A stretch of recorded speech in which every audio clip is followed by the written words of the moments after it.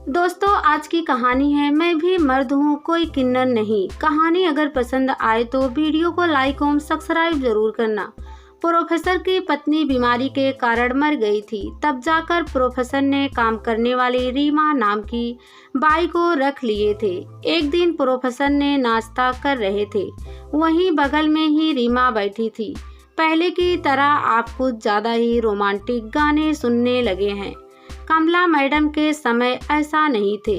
उन्होंने उसके गालों को चूमते हुए कहा, अभी तुमने मेरा रोमांस देखा कहाँ है? रीमा बोली, वह भी देख लूंगी समय आने पर। फिलहाल कुछ पैसे दीजिए राशन पानी वगैरह के लिए। प्रोफेसर ने 500 के 2 नोट उसे देते हुए कहा, इसे रखो, खत्म होने के पहले ही और मांग लेना। हाँ, कोई और भी जरूरत हो तो निसंकोच बताना। रीमा बोली, जानकी बेटी के लिए कुछ किताबें और कपड़े चाहिए थे। उन्होंने 2000 रुपए का नोट उसको देते हुए कहा, जानकी की पढ़ाई का खर्च मैं दूंगा, आगे उसकी चिंता मत करना। कुछ देर बाद रीमा बोली, मैं आपका खाना पीना दोनों टाइम का रख कर जरा जल्दी जा रही हूँ, बेटी के लिए खरीदारी करनी है। प्रोफेसर ने कहा, जाओ, पर एक बार गले तो मिल लो। और हाँ, मैडम की अलमारी से 1-2 अपनी पसंद की साड़ियाँ ले लो, अब तो यहाँ इसको पहनने वाला कोई नहीं है। रीमा ने अलमारी से 2 अच्छी साड़ियाँ और मैचिंग पेटीकोट निकाले, फिर उनसे गले मिलकर चली गई। अगले दिन रीमा कमला के कपड़े पहनकर आई थी। सुबह का नाश्ता पानी हुआ पहले की तरह, फिर उसने लंच भी बनाकर रख दिया और अब फ्री थी। प्रोफेसर बेडरूम में लेटे लेटे अपने पसंदीदा गाने सुन रहे थे।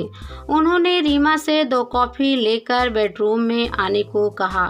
दोनों ने साथ ही बेड पर बैठे बैठे कॉफ़ी पी थी। इसके बाद प्रोफेसर ने उसे बाहों में जकड़कर पहली बार किस किया और कुछ देर दोनों आलिंगित बद्ध थे। उनके रेगिस्तान जैसे तपते ओंठ एक दूसरे की प्यास बुझा रहे थे। दोनों के उन्माद चरम सीमा लांघने को तत्पर थे।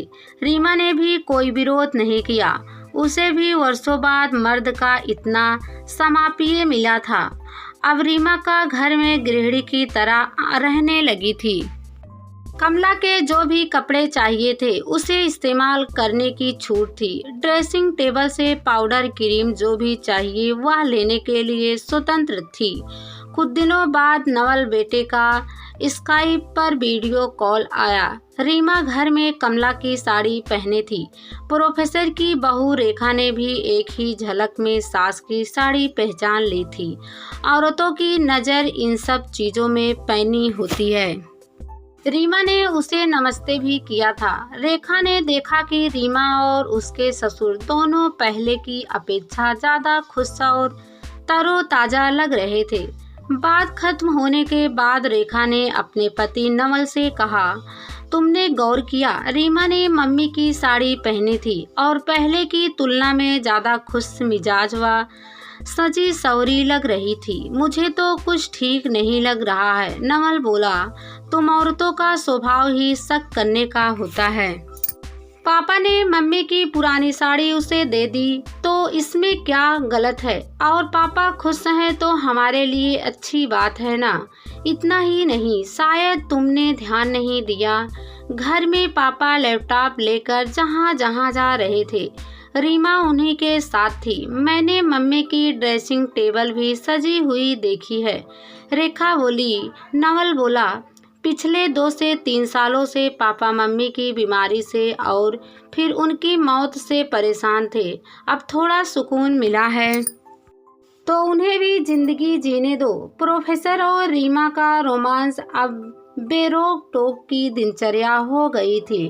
अब बेटे बहू का फ़ोन या स्काइप कॉल आता तो वह उनसे बातचीत में ज़्यादा दिलचस्पी नहीं लेते थे और जल्दी ही कॉल समाप्त कर देना चाहते थे। इस बात को नवल और रेखा दोनों ने महसूस किया था। कुछ दिनों बाद बेटे ने पापा को फ़ोन कर स्काइप पर वीडियो पर आने को कहा और फिर बोला, पापा थोड़ा पूरा घर दिखाइए, देखें तो मम्मी के जाने के बाद अब घर ठीक ठाक है कि नहीं। प्रोफेसर ने पूरा घर घूमकर दिखाया और कहा, देखो घर बिल्कुल ठीक ठाक है। रीमा सब चीजों का ख्याल ठीक से रखती है। नवल बोला, हाँ पापा, वह तो देख रहे हैं, अच्छी बात है। मम्मी के जाने के बाद अब आपका दिल लग गया घर में।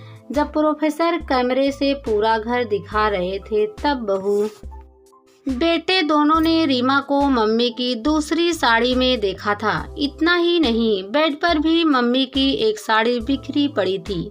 तब रेखा ने नवल से पूछा, तुम्हें सब कुछ ठीक लग रहा है? मुझे तो दाल में काला नजर आ रहा है। नवल बोला, हाँ अब तो मुझे भी कुछ शक होने लगा है। खुद जाकर देखना होगा, तभी तसल्ली मिलेगी।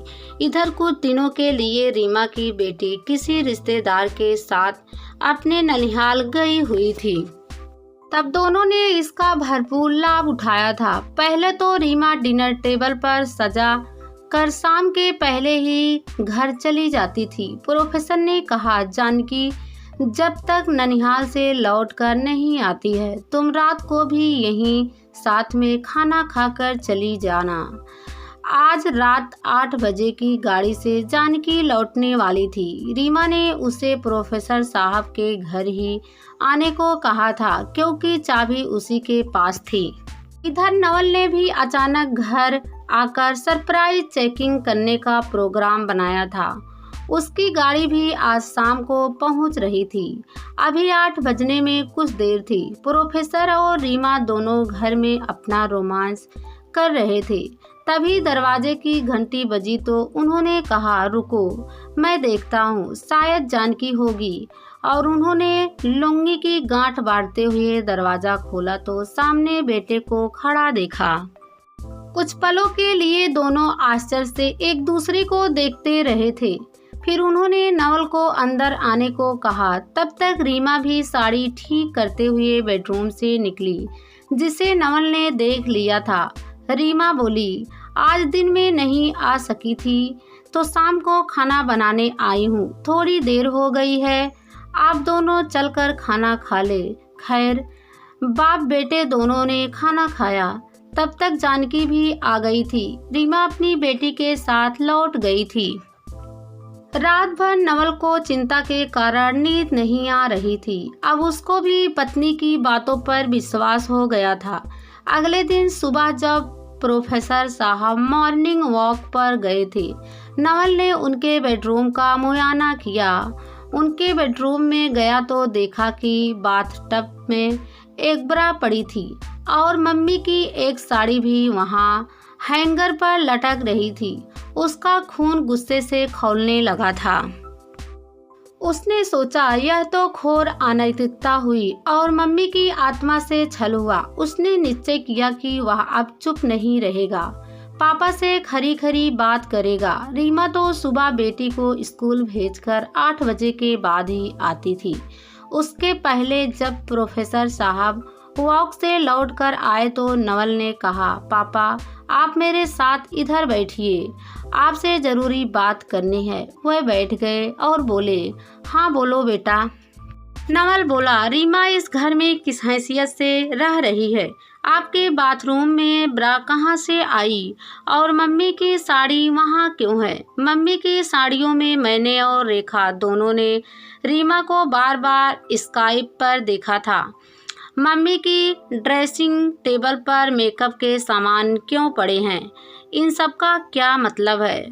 प्रोफेसर साहब को बेटे से इतने सारे सवालों की उम्मीद ना थी। वह कुछ बोल नहीं पा रहे थे। तब नवल ने गरजते हुए कहा, पापा बोलिए, मैं आपसे ही पूछ रहा हूँ। मुझे तो लग रहा है कि रीमा सिर्फ काम वाली ही नहीं है, वह मेरी मम्मी की जगह लेने जा रही है। प्रोफेसर साहब तैस में आ चुके थे।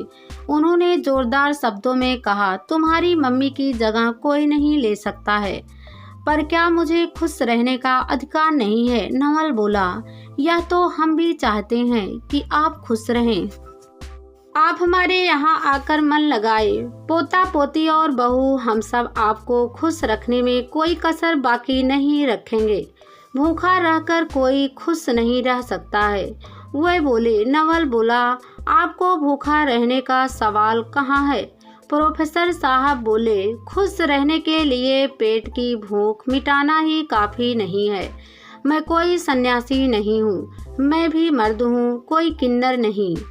तुम्हारी माँ लगभग पिछले 3 सालों से बीमार चल रही थी। मैं अपनी इच्छाओं का दमन करता रहा हूँ, अब उन्हें मुक्त करना चाहता हूँ। मुझे व्यक्तिगत मामलों में दखल अंदाजी नहीं चाहिए और मैंने किसी से जोर जबरदस्ती नहीं की है। जो कुछ हुआ दोनों की सहमति से हुआ। एक ही सांस में इतना कुछ बोल गए हुए। नवल बोला, इसका मतलब मैं जो समझ रहा था वह सही है, पर 70 साल की उम्र में यह सब शोभा नहीं देता। प्रोफेसर साहब बोले, तुम्हें जो भी लगे, जहाँ तक बुढ़ापे का सवाल है, मैं अभी अपने को बूढ़ा नहीं महसूस करता हूँ। मैं अभी भी बाकी जीवन उन्मुक्त होकर जीना चाहता हूँ। नवल बोला, ठीक है, आप हम लोगों की तरफ से मुक्त हैं।